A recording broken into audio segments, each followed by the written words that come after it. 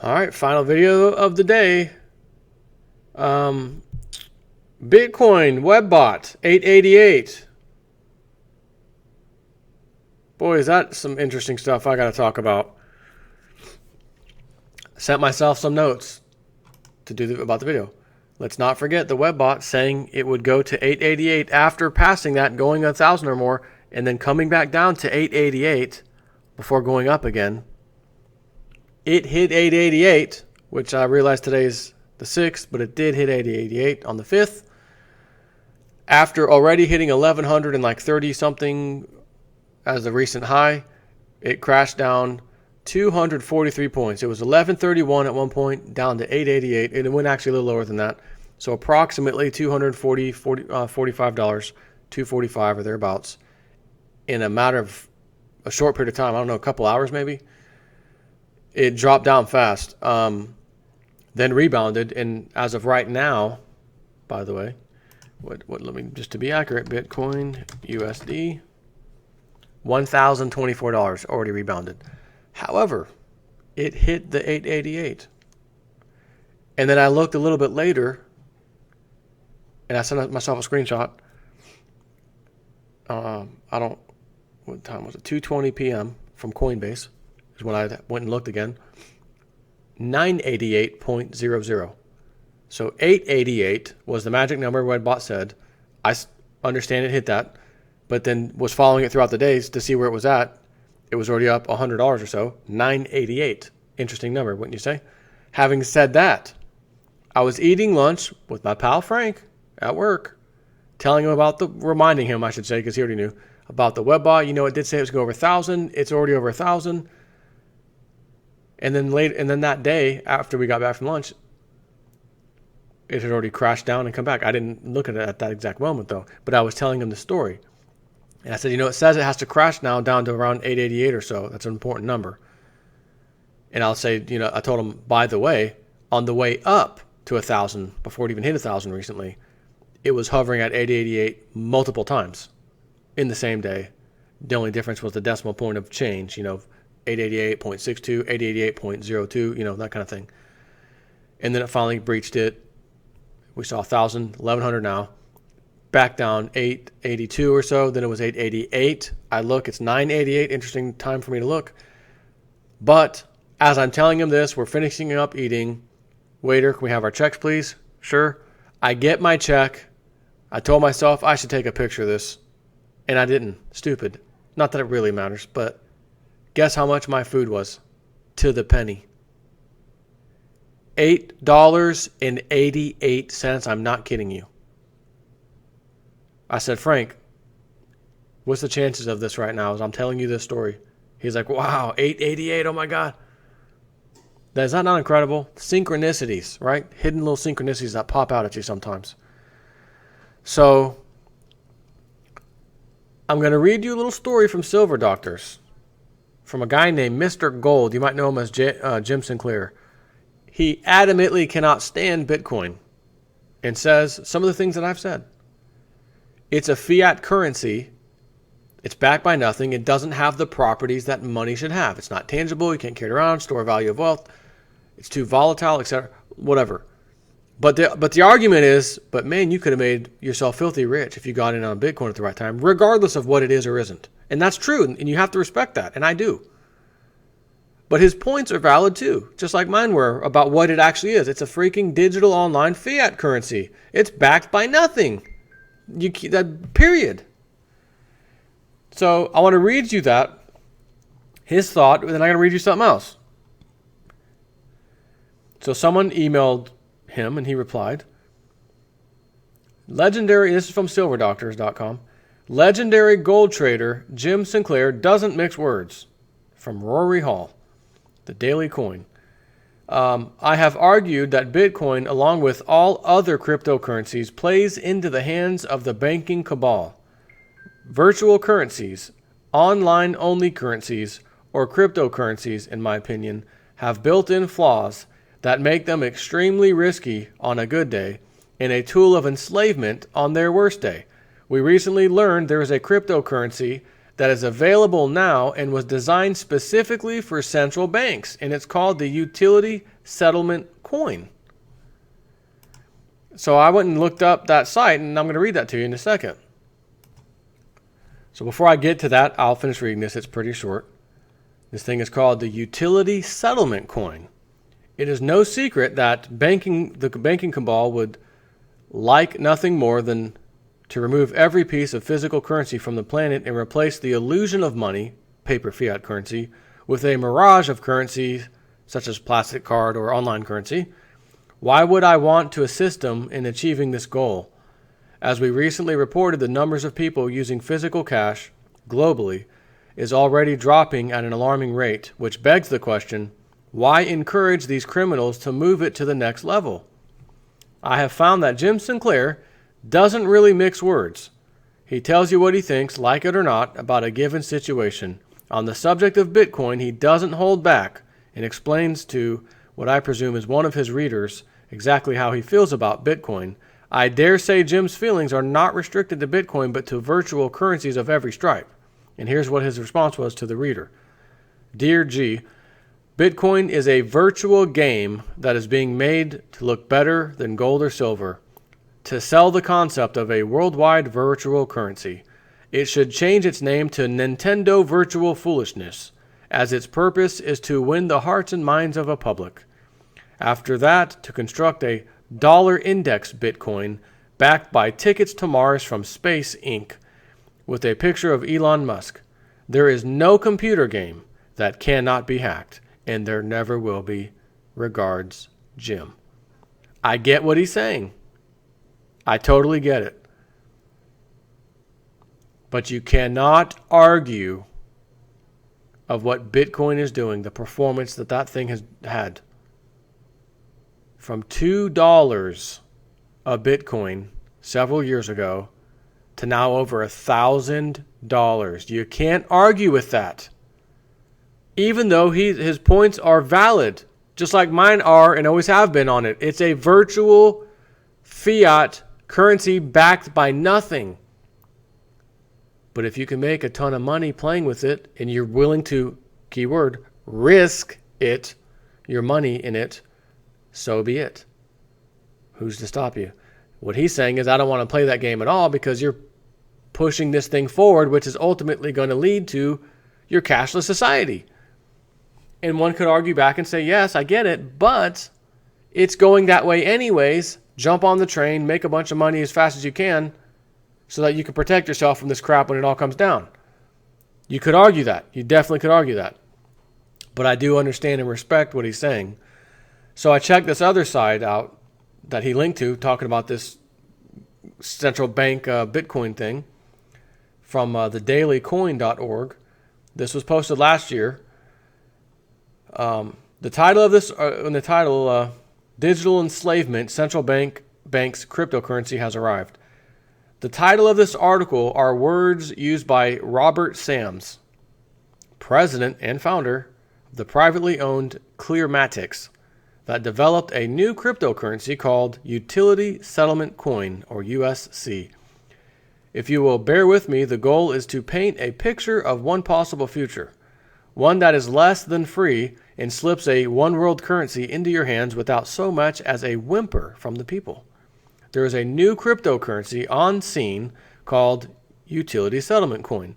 This new electronic currency was developed by 4 of the largest banks in the world, which include UBS, Deutsche Bank, Santander, Bank of New York Mellon, and ICAP.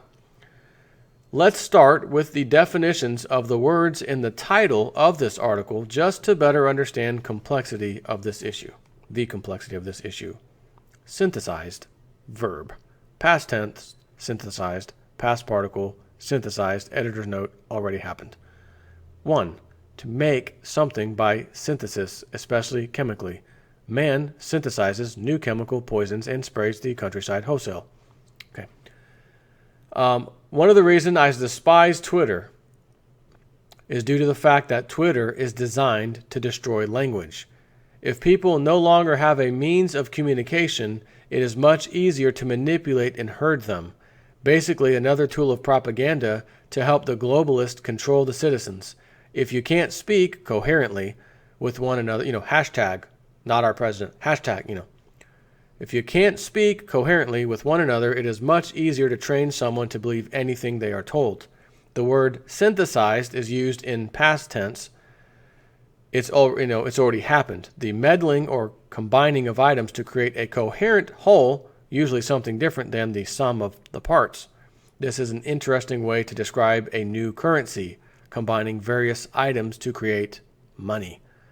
Central bank, from Wikipedia. A central bank, reserve bank, or monetary authority is an institution that manages a state's currency, money supply, and interest rates.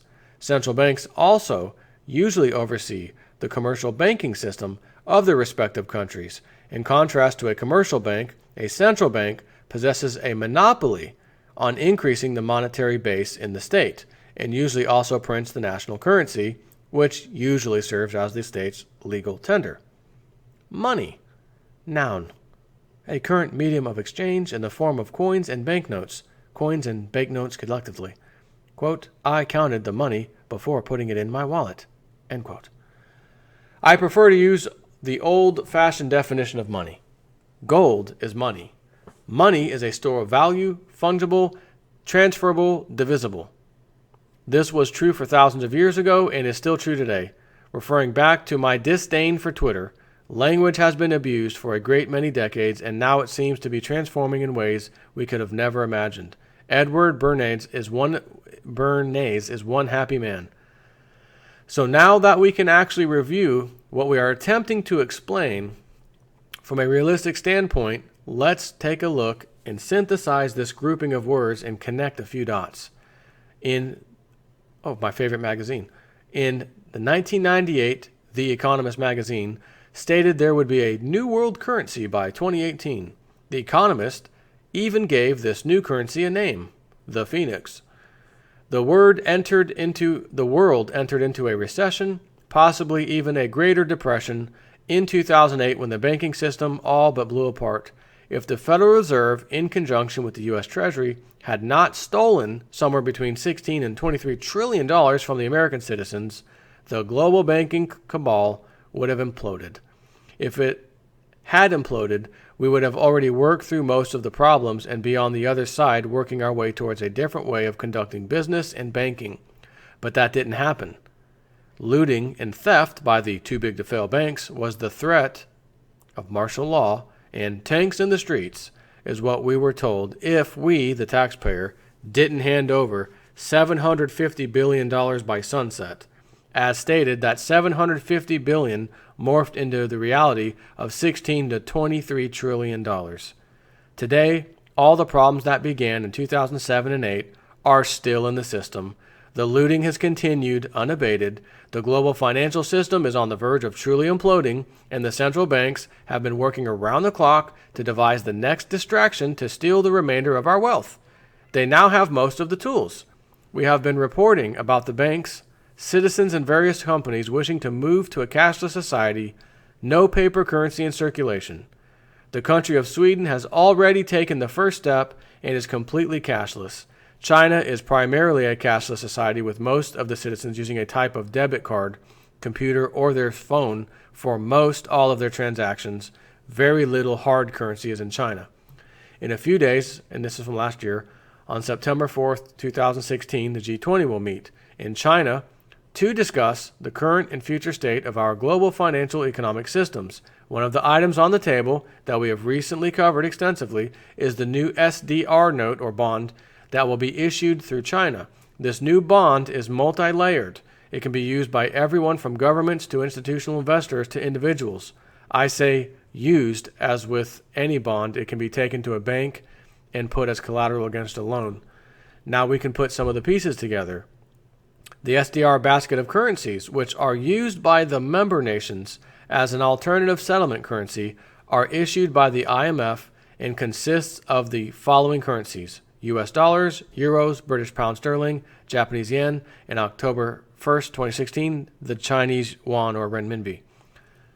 What's interesting about the new USC digital currency is that it was developed to have the ability to transfer to the following currencies at parity, as in 1-to-1. $1 equals 1 USC. US dollars, euros, British pounds, and Swiss francs. This is an interesting lineup and begs the question, why would an internet-based currency, cryptocurrency, need to be tied to 4 different currencies? The world reserve currency is currently the US dollar and is used to settle trade between countries. For example, if France purchases oil from Saudi Arabia, they convert euros into dollars to complete the transaction. This forces countries to hold and use US dollars. Countries, especially China, no longer see a need for this system. Of course, the US Treasury and Federal Reserve want it to continue, as it is a great benefit to their hegemonic system. 2 years ago, China launched and fully funded the AIIB, Asia Infrastructure Investment Bank. This bank is designed to work alongside other global banks like the IMF, World Bank, and BIS. These banks are considered the main central banks for the global banking system. These global entities are run by unelected bureaucrats that write policies that have a direct impact on our everyday life. The AIIB is in direct competition with this system. When the AIIB launched, membership was open to all nations. There were a total of 57 nations that joined. The largest economies in the world, including most of the European countries, Japan, Australia, Russia, all joined this bank. All the major world economies joined with one exception. The United States did not join. At the time, the world looked around and seemed to be confused as to why the U.S. did not join. I believe we now have a clue as to why that didn't happen. It seems there are forces converging all at the same time. If we consider the following bullet points, we can begin to see a fairly clear path to a major global change. The global banksters have expressed a desire to move to a cashless society. We were told in 1988 the world would move to a one-world currency. In 2012, the IMF accepted a global bank bail-in program designed around the events that occurred in Cyprus. Development and funding of the AIIB as an alternative to current global banking cabal. The largest economies in the world, with the exception of the U.S., are members of the AIIB. The global banking cabal consists of the IMF, BIS, and World Bank have expressed a desire to move away from the world reserve currency system. China has been working in conjunction with the IMF to develop and launch a new SDR global bond that can be converted into currency. Development and launch of a new cryptocurrency designed and built to utilize a variety of the most used currencies in the world. The new cryptocurrency is designed to be used at the central bank level. Remember what the central bank's purpose is. The definition is at the top of this article and states central banks issue currency to the respective nation. Maybe my tinfoil hat is on a little too tight this morning, but that is a compelling list of reasons that seems to be painting a picture of massive change. The picture is not complete, and I am not suggesting this is the plan. However, it does make one take notice of these items coming together in a very compressed window of time. 2018 is right around the corner. Global economies are in deep, serious trouble. I have been saying we are in a global economic depression for several months. The U.S. has dug a hole of debt that will be inescapable. China has carried the bulk of this debt, wants to be paid out, and understands that the debt may not be paid. The above information is from the people developing these plans and implementing these policies. I'm not sure how else to make it any clearer. The U.S. dollar is in very real trouble, and the world is looking for a way to send all those dollars back to the U.S. and replace them with a different currency for trade. So yeah, what are you talking about, Jason? I mean, the dollar's at an all-time high, man. What are you talking about? Correct. It will be the last one to go. And the one currency that was like above ours was the euro. Now, our dollar, and I haven't looked today, but over the last few days, our dollar has been worth more than the euro, which is insane. So this cryptocurrency, if everyone's at par, one of these cryptocurrencies equals one unit of currency, such as the pound, the dollar, the euro. Well, then it kind of makes sense all of a sudden that the dollar and the euro are practically 1-to-1 right now. Or there's just Just so happened to be that way. I don't know. But I found this quite interesting and wanted to share that with you. Take care.